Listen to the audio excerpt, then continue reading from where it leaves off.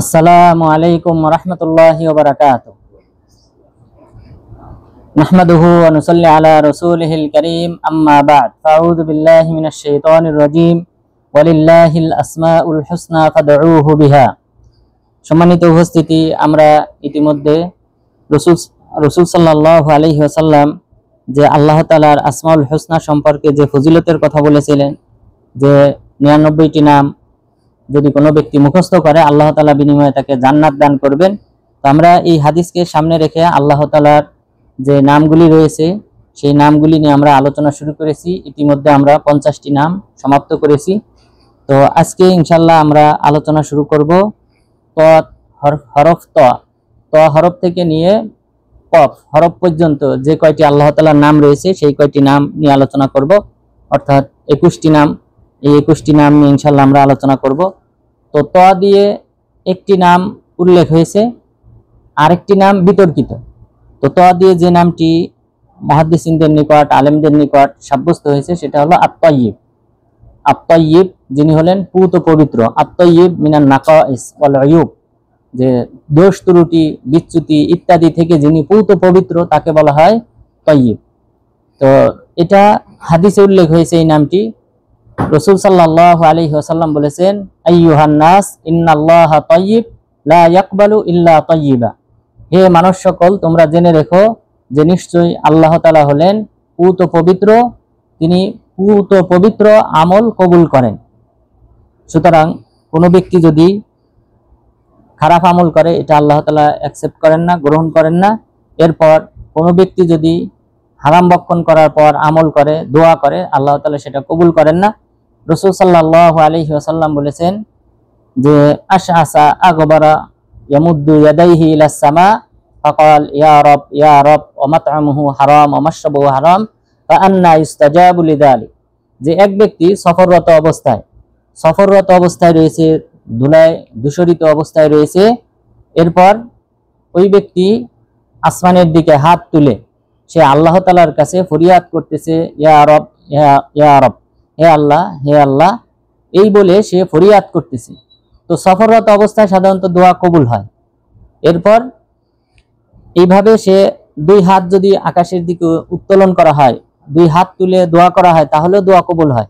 রাসূল সাল্লাল্লাহু আলাইহি ওয়াসাল্লাম বলেছেন, আল্লাহ তাআলা লজ্জাশীল, তিনি কোনো ব্যক্তি দুই হাত তুলে আল্লাহর কাছে কোনো কিছু চাইলে আল্লাহ তাআলা সেটা ফিরিয়ে দিতে লজ্জাবোধ করে। তো দুইটা কারণ পাওয়া গেল দোয়া কবুলের, যে সে সফররত অবস্থায় রয়েছে, পাশাপাশি সে হাত তুলে দোয়া করতেছে।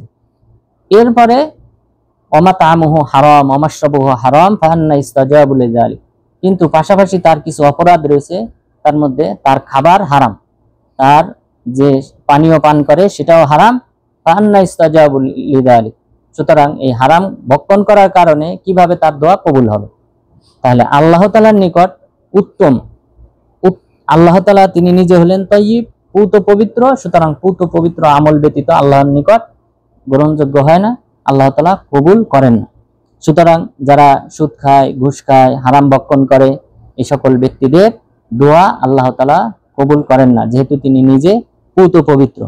এরপর হাবিল কাবিলের যে ঘটনা রয়েছে সেখানেও আল্লাহ তাআলা বলেছিলেন, ইন্নামা ইয়াতাকাব্বালুল্লাহু মিনাল মুত্তাকিন। আল্লাহ তাআলা তো কবুল করেন কেবলমাত্র যারা মুত্তাকি, আল্লাহওয়ালা, যারা আল্লাহ তাআলাকে ভয় পায়, অন্যায় অশ্লীল কাজ পরিহার করে, বর্জন করে, সেই মুত্তাকি ব্যক্তিদেরটাই কবুল করেন।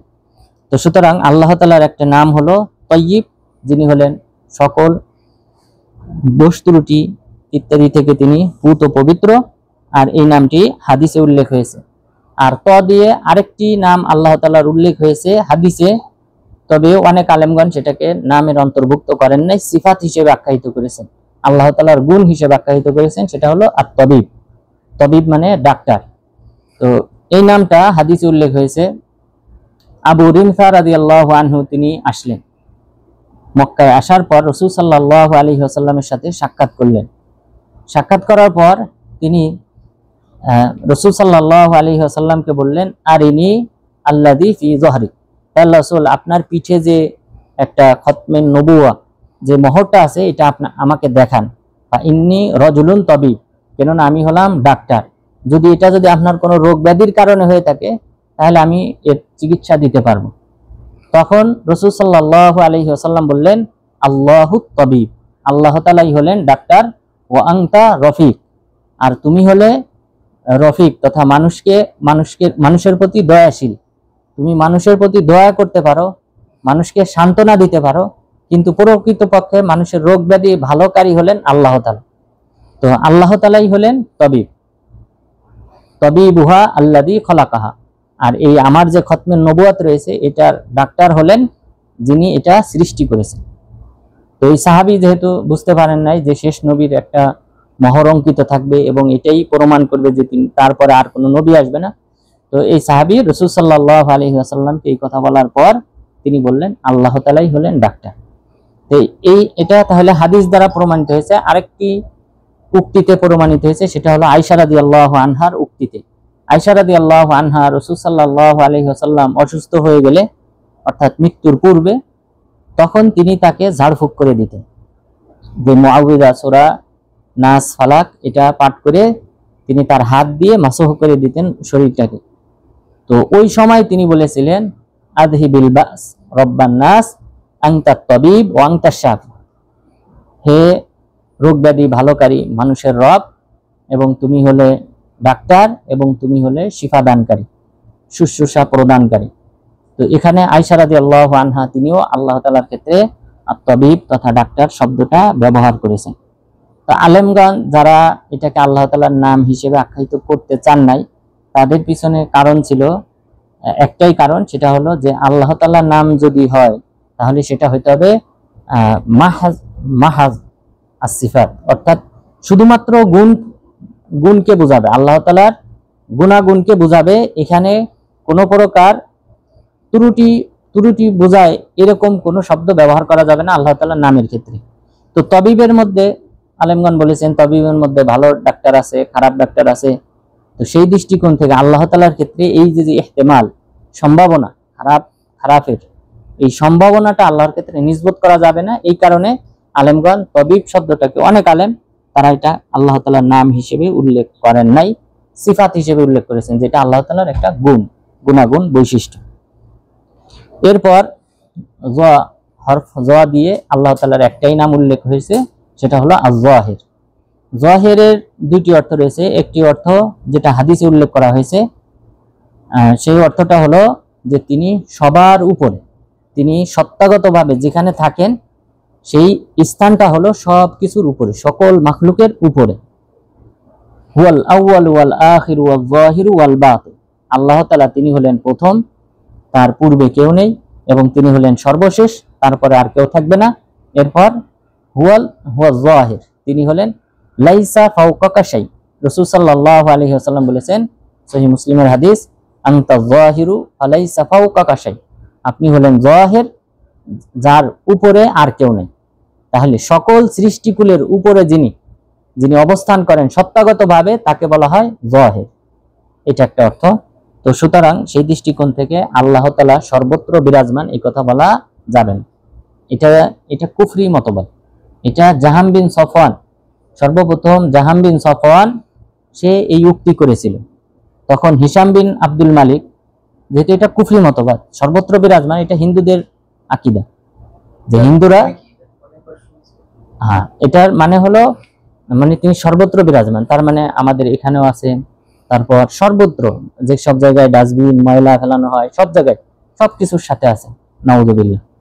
তো এই যে আকীদা, এই আকীদাটা সর্বপ্রথম মুসলিমদের মধ্যে জাহাম বিন সফওয়ান সে এই আকীদাটা পেশ করার পর, যেহেতু এটা কুফরি আকীদা, সুতরাং মুসলিম খলিফা হিশাম বিন আব্দুল মালিক তখন তাকে ফাঁসিতে ঝুলান, তাকে হত্যা করেন 128 হিজরিতে তাকে হত্যা করা হয়। তো সুতরাং এটা কুফরি আকীদা, সুতরাং এটা কোনো মুসলিমের আকীদা না, বরং এই হাদিসে, এই আয়াতে ওয়াল আউয়াল ওয়াল আখির ওয়াল যাহির, এর হাদিসের অর্থ, এই আয়াতের অর্থ রাসূল সাল্লাল্লাহু আলাইহি ওয়াসাল্লাম তিনি নিজে উল্লেখ করেছেন, লাইসা ফাওকাকা শাই, হে আল্লাহ তোমার উপর আর কেউ নাই, তিনি হলেন সত্তাগতভাবে সবার উপরে। তো সুতরাং আল্লাহ তাআলা হলেন, আমরা জানি যে 7 আসমানের উপরে রয়েছে তিনি, 7 আসমানের উপরে আরশের উপরে আল্লাহ তাআলা আছেন। আর রহমানু আলাল আরশি ইস্তাওয়া, আল্লাহ তাআলা আরশে আযিমে আছেন। তো এটাই হলো আমাদের মূল আকীদা। এরপর রাসূল সাল্লাল্লাহু আলাইহি ওয়াসাল্লামকে যে মেরাজের রাত্রিতে ডেকে নেওয়া হয়, কোথায় ডেকে নেওয়া হয়েছিল? 7 আসমানের উপরে সিদরাতুল মুনতাহা অতিক্রম করে যে পর্যন্ত ফেরেশতাদের অনুমোদন রয়েছে, এর উপরে আল্লাহ তাআলা রাসূল সাল্লাল্লাহু আলাইহি ওয়াসাল্লামকে ডেকে নেন। এবং রাসূল সাল্লাল্লাহু আলাইহি ওয়াসাল্লাম আল্লাহ তাআলার এত কাছাকাছি ছিলেন যে ইন্নী সামি'তু সরিফাল আকলাম, যে কলমগুলি আল্লাহ তাআলার দরবারে কলমগুলি যে লিখতেছিল, এই লেখার যে খসখস আওয়াজ আমি সেটা শুনতে পেয়েছিলাম। অর্থাৎ নূরের পর্দা ছিল, পর্দার আড়ালে ছিলেন, কিন্তু বাকি কলমগুলি তার দরবারে যে লিখতেছিল সেই লেখার আওয়াজ তিনি শুনতে পেয়েছিলেন, এত কাছাকাছি হয়েছিলেন। তো আল্লাহ তাআলা যে সব জায়গায় বিরাজমান হন, তাহলে 7 আসমানের উপরে সিদরাতুল মুনতাহার উপরে এখানে ডেকে নেওয়ার কোনো প্রয়োজন নেই। সুতরাং এটা কুফরি আকীদা, আমাদেরকে অবশ্যই এটা বর্জন করতে হবে। আল্লাহ তাআলা বহুবার বলেছেন যে আমি আরশে আজিমে আছি, এবং এই মর্মে ইমাম শাফি রাহিমাহুল্লাহর উচ্চ পদস্থ যে সকল অনুসারী ছিলেন তারা বলেছেন এই মর্মে 1000টি দলিল রয়েছে। তো কুরআন এবং হাদিস থেকে যদি এই মর্মে দলিল পেশ করা হয় তো 300-র উপরে দলিল হবে। তো এত দলিল থাকা সত্ত্বেও এরপর মুআবিয়া ইবনুল হাকাম আস-সুলামি রাদিয়াল্লাহু আনহু তিনি আসলেন, বললেন যে আল্লাহ রাসূল, আমি আমার দাসীকে থাপ্পড় মেরেছি। কারণ এই উহুদের পাদদেশে এখানে তিনি ছাগল চড়াইতেন, ওনার দাসী ছাগল চড়াইতেছিলেন, তো একটা নেকড়ে এসে একটা ছাগল নিয়ে যায়। তো এই অপরাধে যে সে হয়তো গাফেল ছিল, এই কারণে আমি তাকে থাপ্পড় মেরেছি। থাপ্পড় মারার পর তিনি অনুশোচনা করেন এবং রাসূল সাল্লাল্লাহু আলাইহি ওয়াসাল্লামের কাছে এসে বলেন যে আল্লাহ রাসূল, এটার কাফারা স্বরূপ আমি তাকে আজাদ করতে চাই। তখন তিনি বললেন তাকে ডাকো। ডাকার পর তিনি জিজ্ঞাসা করলেন আইন আল্লাহ, আল্লাহ তাআলা কোথায় আছেন? তখন তিনি বললেন আসসামা, আশারাত ইলাস সামা, তিনি আসমানের দিকে শুধু ইশারা করলেন। তখন তিনি বললেন ফা ইন্নাহা মুমিনা ফাআতিকহা, যে তিনি হলেন মুমিন রমণী, সুতরাং তুমি তাকে আজাদ করে দাও। তখন আজাদ করে দিলেন। তো তিনি আসমানের দিকে ইশারা করলেন, উপরের দিকে। তা আল্লাহ তাআলা উপরের দিকে আছেন, 7 আসমানের উপরে আরশে আজিমে আছেন। এই মর্মে অসংখ্য অনেক দলিল রয়েছে। সুতরাং সর্বত্র বিরাজমান, এটা হলো কুফরি আকীদা। এবং আল্লাহ তাআলার এই নাম থেকে বোঝা যায়, এই নাম না শুধু, আরো 3টি নাম রয়েছে। আরো 3টি নাম থেকে বোঝা যায় আল্লাহ তাআলা সবার উপরে। এটা অবস্থানের দিক থেকে, মান সম্মানের দিক থেকে এবং বিজয় হওয়ার দিক থেকে, ক্ষমতার দিক থেকে, 3 দিক থেকেই আল্লাহ তাআলা সবার উপরে। এবং এই যাহির শব্দের আরেকটা অর্থ, সেটা হবে তিনি সবার উপরে মান সম্মানের দিক থেকে। তিনি যেমন অবস্থান সত্তাগতভাবে তিনি সবার উপরে আছেন, অনুরূপভাবে মান সম্মানের দিক থেকে তিনি সবার উপরে। এটা যাহিরের অর্থ। আরো 3টি নাম রয়েছে। আলী শব্দের অর্থ হলো যিনি সুউচ্চ, সুমহান, যে অবস্থানের দিক থেকে, সম্মানের দিক থেকে এবং ক্ষমতার দিক থেকে, 3 দিক থেকেই তিনি সবার উপরে। এরপর আরেকটা হলো আল আলা, সাব্বিহ ইসমা রাব্বিকাল আলা। আলা মানেও তিনি সবার উপরে, আলা মিন কুল্লি শাই, সব কিছুর যিনি উপরে। এরপর আল মুতাআলি, এরপর 4র্থ নাম হলো আল আলী। এই 4টি নামের অর্থ হলো তিনি অবস্থানের দিক থেকে, সম্মানের দিক থেকে, ক্ষমতার দিক থেকে তিনি সবার উপরে। এরপর মহান রব্বুল আলামিনের আইন দিয়ে যে কয়টি নাম উল্লেখ হয়েছে, সে 5টি নাম উল্লেখ হয়েছে আইন দিয়ে। তার মধ্যে প্রথমটি হলো আল আজিজ। আজিজ শব্দের অর্থ হলো তিনি পরাক্রমশালী, যাকে পরাজিত কেউ করতে পারে না। ওহুয়াল আজিজুল হাকিম, তিনি হলেন পরাক্রমশালী, হাকিম, বিজ্ঞ। ইন্নাল্লাহা আজিজুন হাকিম, নিশ্চয়ই আল্লাহ তাআলা হলেন আজিজ, পরাক্রমশালী এবং তিনি হলেন বিজ্ঞ। এরপর মহান রব্বুল আলামিনের আইন দিয়ে যে আরেকটি নাম উল্লেখ হয়েছে, সেটা হলো আল আযীম। আযীম মানে তিনি মহান। তিনি মহান, এটাও কয়েক দিক থেকে হয়, যে তিনি তার সত্তারগত দিক থেকে, সত্তার দিক থেকে তিনি হলেন মহান, মানে সবার চেয়ে বড়। এরপরে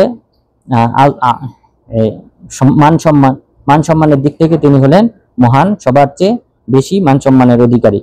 মহান রব্বুল আলামিন বলেছেন ওয়াহুয়াল আলিয়্যুল আযীম, তিনি হলেন আলী, অর্থাৎ সবার উপরে, এবং আযীম, এবং তিনি হলেন মহান। এরপর মহান রব্বুল আলামিন আরো বলেছেন ইন্নাহু কানা লা ইউমিনু বিল্লাহিল আযীম, নিশ্চয়ই সেই ব্যক্তি ঈমান আনয়ন করত না আল্লাহ তাআলার প্রতি, যিনি হলেন আযীম, মহান। এরপর আল্লাহ তাআলার অপর একটি নাম হলো আল আফু। আফু মানে ক্ষমাকারী, যিনি ক্ষমা করেন। এই নামটি কোরআন এবং হাদিসে দুই জায়গায় উল্লেখ হয়েছে। মহান রব্বুল আলামিন বলেছেন, ইন্নাল্লাহা কানা আফুওয়ান গফুরা, নিশ্চয়ই আল্লাহ তাআলা হলেন আফু, ক্ষমাকারী, এবং গফুরা, ক্ষমাকারী, অর্থাৎ যিনি মানুষকে ক্ষমা করেন।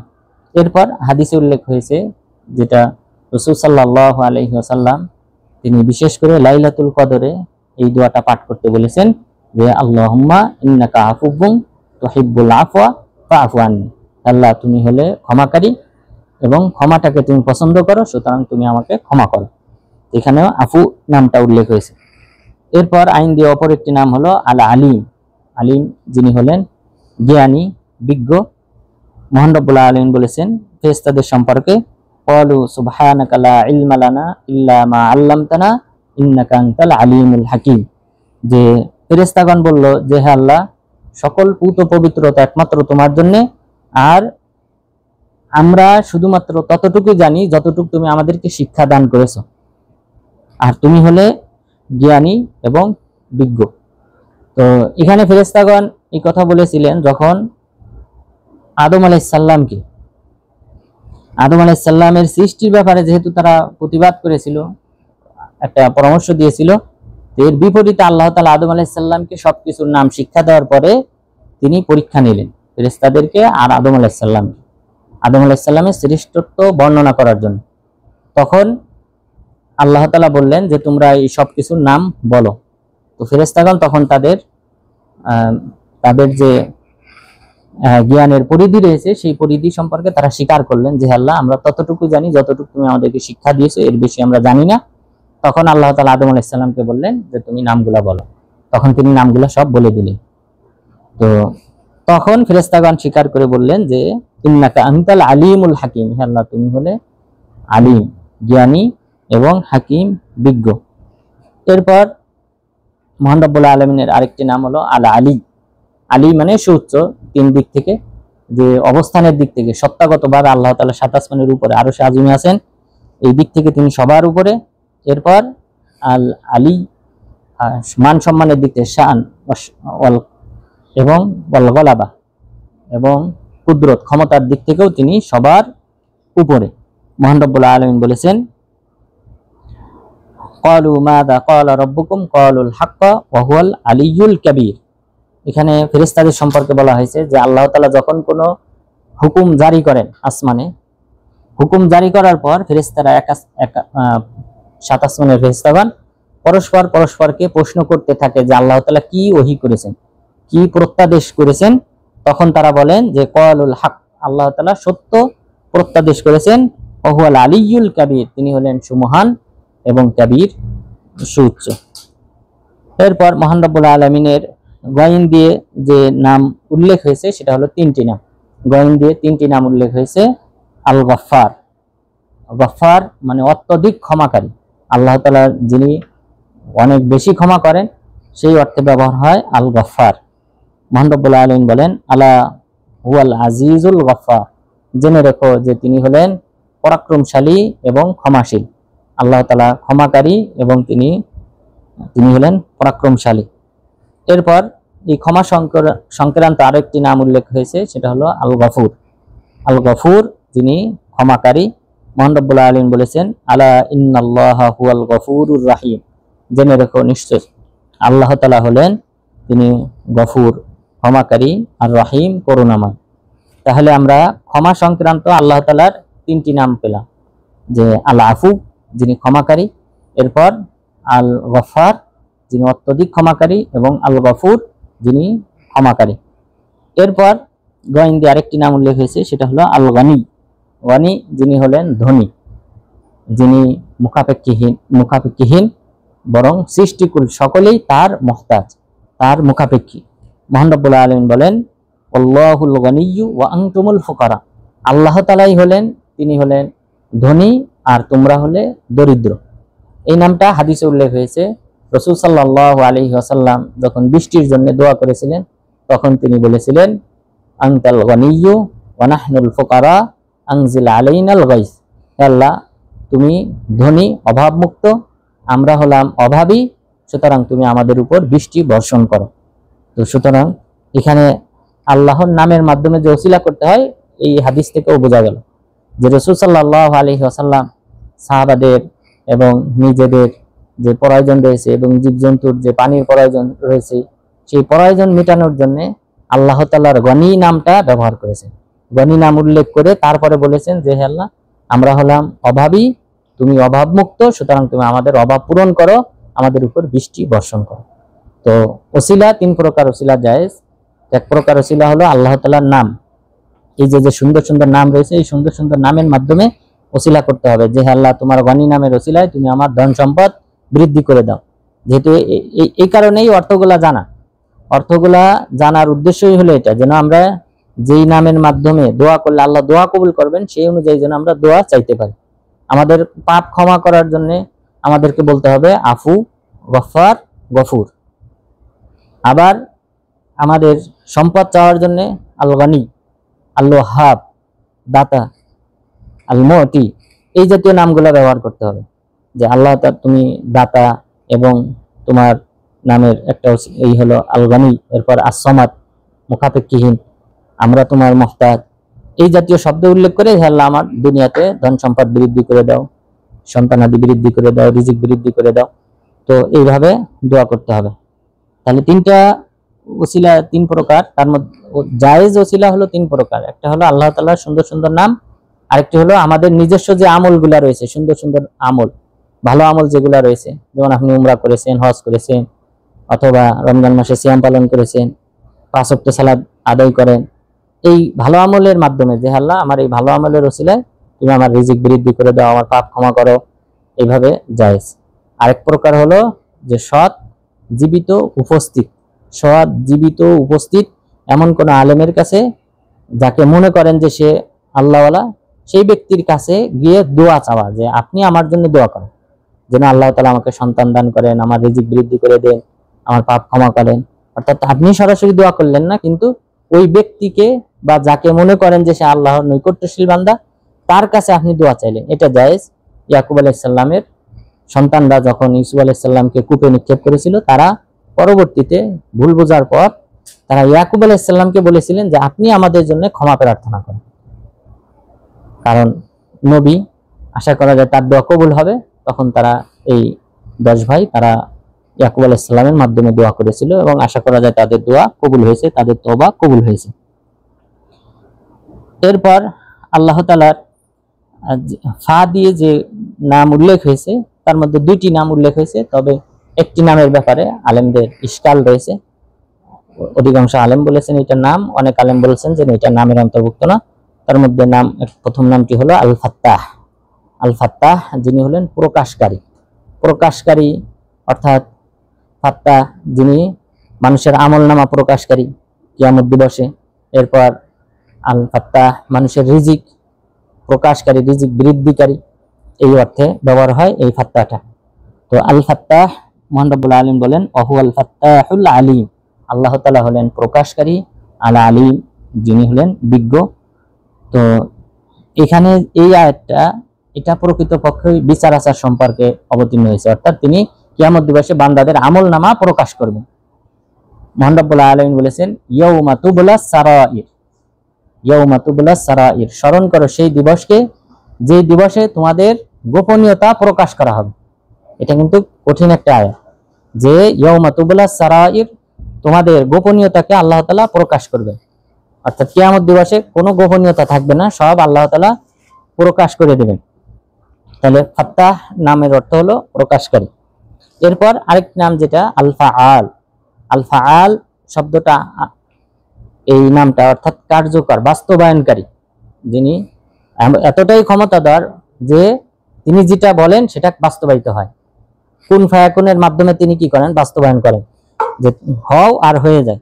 তো ফাআল, এটা এই নামটার ব্যাপারে যেহেতু আল ফাআল আলিফ লাম দিয়ে কোরআনে ব্যবহার হয়নি, এই কারণে আলেমগণ অনেকে বলছেন যে এটা নাম না, কিন্তু অধিকাংশ আলেম বলছেন যে এটা নাম। যে ইন্না রব্বাকা ফাআলুল লিমা ইউরিদ, নিশ্চয়ই আপনার রব তিনি যা চান তাই করেন। এইটা হলো সুপার পাওয়ার আল্লাহ তাআলা, এই নামটা। তো তিনি বাস্তবায়ন করেন, কার্যকর করেন। আমরা অনেক কিছু চেষ্টা করি করার, কিন্তু নানান বাধা থাকে, সামাজিক বাধা থাকে, বা আল্লাহ তাআলার পক্ষ থেকে তাকদিরে আমাদের লেখা নাই, হয় না। কিন্তু ফাআল, আল্লাহ তাআলা যেটা চান সেটাই হয়, এখানে কোনো বাধাদাতা নেই। তো এটা হলো আল্লাহ তাআলার একটা বিশাল একটা নাম এবং পাওয়ারফুল একটা নাম, যে আল ফাআল, কার্যকরকারী, যিনি যা চান সেটাই কার্যকর করেন।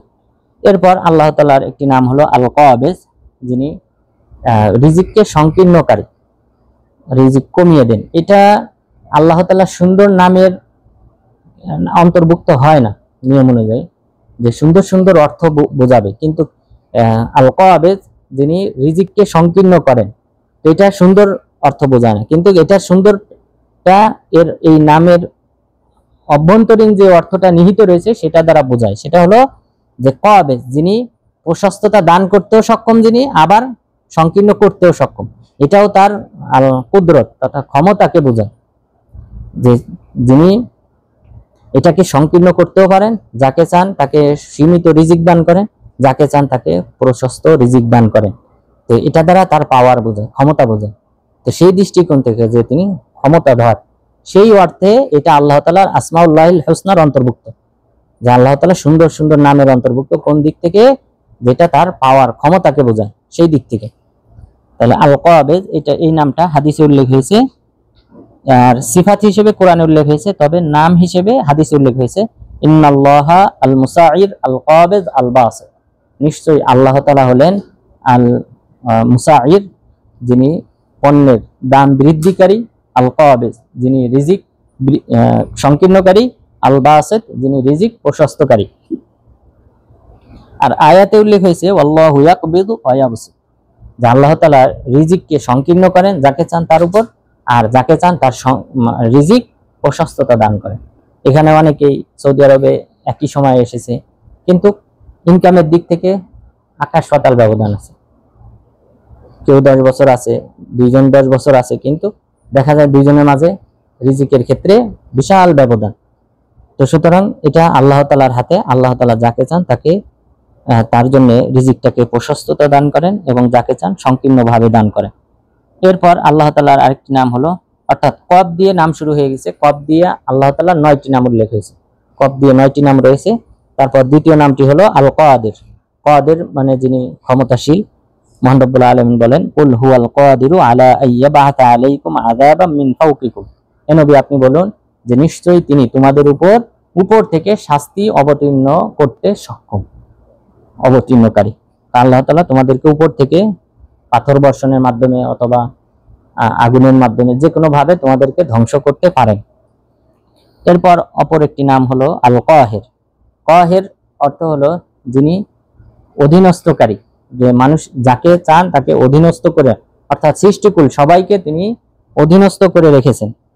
ওয়াহুয়াল কাহিরু ফাওকা ইবাদিহি ওয়াহুয়াল হাকিমুল খাবীর, আল্লাহ তাআলা তিনি কাহির, যে অধীনস্থকারী এবং কর্তৃত্বশীল, ফাওকা ইবাদি, তার বান্দাদের উপর। আল্লাহ তাআলা তিনি হলেন তার বান্দাদের উপর কর্তৃত্বশীল। এরপর আল্লাহ তাআলার অপর আরেকটি নাম হলো আল কুদ্দুস। কুদ্দুস এটার অর্থ তয়্যিবের মতোই পুত পবিত্র, যিনি সকল প্রকার দোষ ত্রুটি বিচ্যুতি থেকে যিনি মুক্ত, তাকে বলা হয় আল কুদ্দুস। মহান রব্বুল আলামিন বলেন হুয়াল্লাহুল্লাযী লা ইলাহা ইল্লা হুয়াল মালিকুল কুদ্দুস, আল্লাহ তাআলা হলেন তিনি যিনি ব্যতীত সত্য কোনো মাবুদ নেই, আর তিনি হলেন বাদশাহ আল কুদ্দুস, পুত পবিত্র। এরপর রাসূল সাল্লাল্লাহু আলাইহি ওয়াসাল্লাম তিনি রুকুতে এবং সিজদাতে বলতেন সুবহান কুদ্দুস রব্বুল মালাইকাতি ওয়ার রূহ, যে পুত পবিত্রতা আল্লাহ তাআলার জন্য, অর্থাৎ এই নামটা হাদিসে উল্লেখ হয়েছে। এরপর আল্লাহ তাআলার আরেকটি নাম হলো আল কাদির, এটাও ক্ষমতাশীল, অর্থাৎ অত্যধিক ক্ষমতাশীল যিনি, তাকে বলা হয় আল কাদির।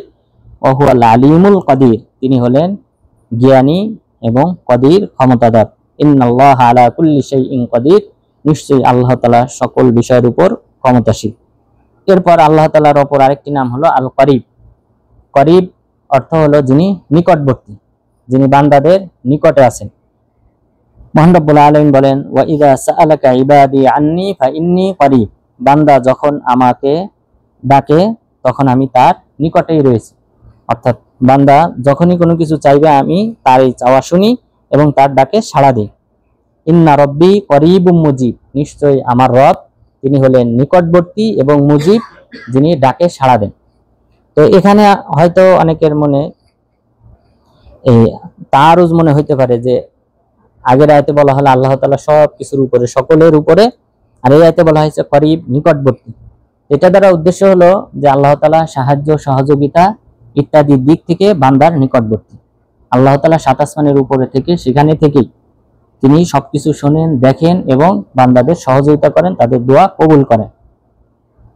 তো যেমন আমাদের দেশের প্রধানমন্ত্রী তিনি যদি বলেন যে, বা প্রধান উপদেষ্টা তিনি যদি বলেন যে আমি বাংলাদেশের প্রতিটি নাগরিকের পাশে আছি, তো এখানে পাশে আছি বলতে যে দেশেই থাকুক বাংলাদেশের কোনো নাগরিক, তার যদি কোনো সাহায্য সহযোগিতা লাগে, পাসপোর্টের সহযোগিতা লাগে, ভিসার কোনো সমস্যা হয়, যে কোনো সাপোর্ট প্রয়োজন, সেই সাপোর্টটা আমি তাকে প্রদান করব।